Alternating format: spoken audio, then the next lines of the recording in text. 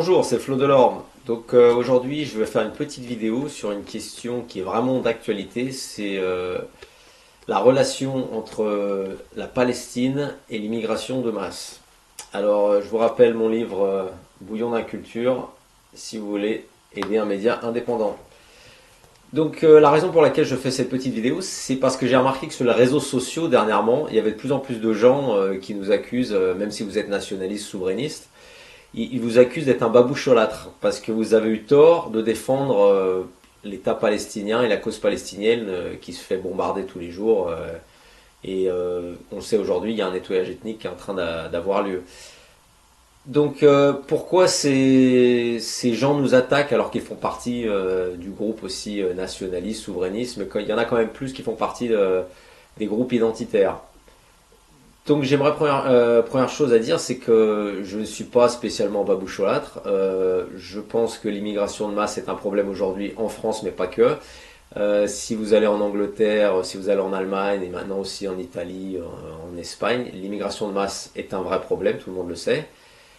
Mais ce n'est pas parce qu'on est contre l'immigration de masse et qu'on voudrait justement que ça change que cela veut dire que l'on va devenir tout de suite des amoureux de la cause israélienne et que on devrait faire l'amalgame entre les banlieues qui créent beaucoup de problèmes en France, on est bien d'accord, et ce qui se passe en Palestine. Alors déjà, j'aimerais rappeler aux gens que si vous considérez comme un nationaliste ou un souverainiste, il n'y a pas de plus belle cause que la cause palestinienne.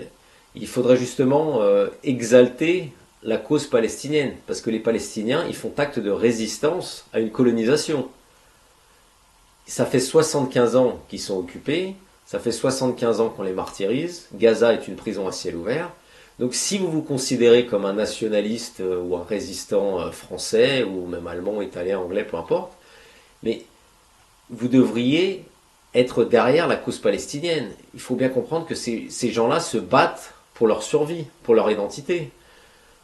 Mais là, le problème, c'est qu'aujourd'hui, il y en a certains, et je pense surtout à Éric Zemmour, qui essaie de mettre de l'huile sur le feu et qui veut justement faire, je pense que ça fait partie de son jeu politique et c'est très bien à quoi il joue, il essaye de faire le lien justement, de faire un amalgame entre ce qui se passe dans nos banlieues, donc on le sait qu'il y a une forte immigration arabo-musulmane en France, et justement lier ces gens-là aux Palestiniens.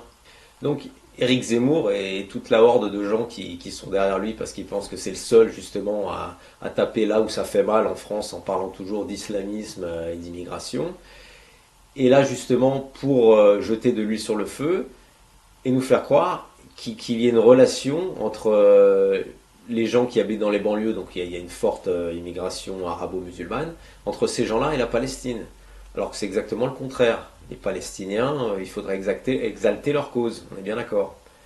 Donc Éric Zemmour, pour tous ces fervents fans et supporters qui pensent qu'il représente la France éternelle, j'aimerais rappeler que c'est quelqu'un qui se présente comme un juif berbère, et que si vous regardez notre histoire, je ne pense pas qu'il soit le digne héritier de Bayard, de Napoléon, de Gaulle ou de Louis XIV, on est bien d'accord.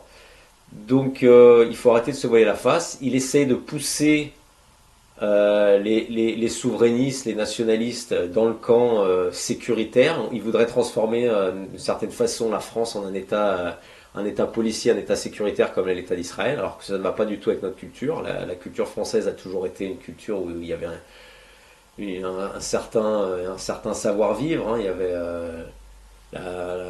la qualité de vie à la française, si on peut dire comme ça, même si dans les grandes villes il y en a de moins en moins justement, à cause, en partie, hein, à cause de cette immigration de masse.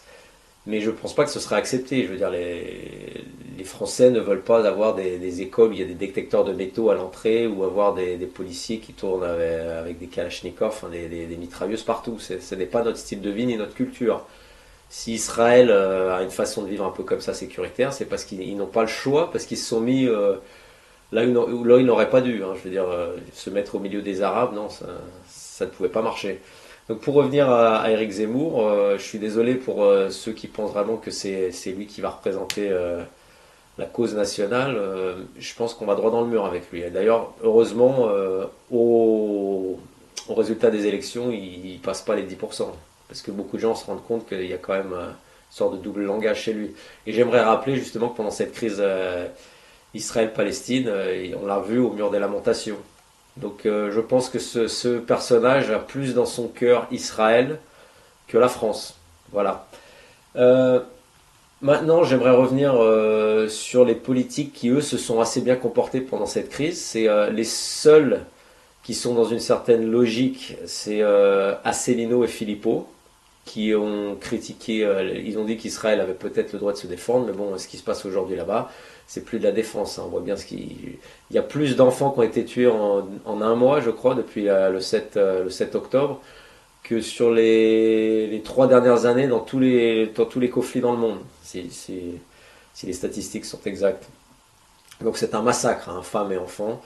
Euh, Par rapport à ça, il y a eu Mélenchon, je crois, et Poutou, qui eux sont pourtant des gens qui politiquement, je ne les suis pas du tout, mais bon, ils ont été à peu près honnêtes là-dessus, je crois. Ils ont osé dire que les Palestiniens avaient le droit de ça. Enfin, ils n'ont pas décidé de condamner, hein. J'aimerais rappeler que c'est les seuls qui doivent condamner, c'est un tribunal, donc les gens n'ont pas à condamner le Hamas, hein. Le Hamas, peu importe ce que vous en pensez, c'est un mouvement, voilà. Si vous pensez qu'ils est terroriste, d'autres pensent que c'est un mouvement de résistance, donc peu importe. Mais on n'a pas à condamner, hein. Condamner, c'est un tribunal qui le fait. Donc je dirais oui, donc Asselineau et Philippot, les seuls qui se tiennent droit sur ces questions. Après, peut-être ils sont à la tête de micro-partis, hein, c'est pas eux qui vont gagner la prochaine élection, ça on le sait bien. Mais au moins, ils sont honnêtes par rapport à ça.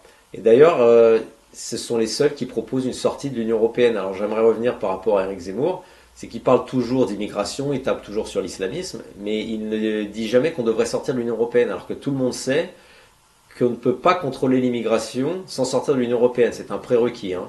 Sans sortir de l'Union Européenne, c'est impossible qu'on contrôle nos frontières, on ne peut rien faire. Donc voilà.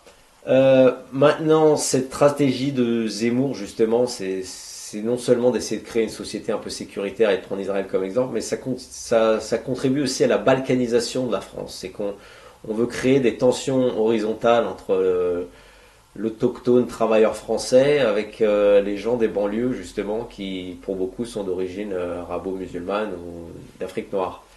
Et ça, c'est vraiment entretenir pas des conflits, mais entretenir des tensions, justement, pour que les gens évitent de regarder d'où vient réellement le problème. J'aimerais rappeler aux gens que s'il y a de l'immigration de masse aujourd'hui en France, ça a commencé dans les années 60 à peu près, ce n'est pas de la faute des pays africains.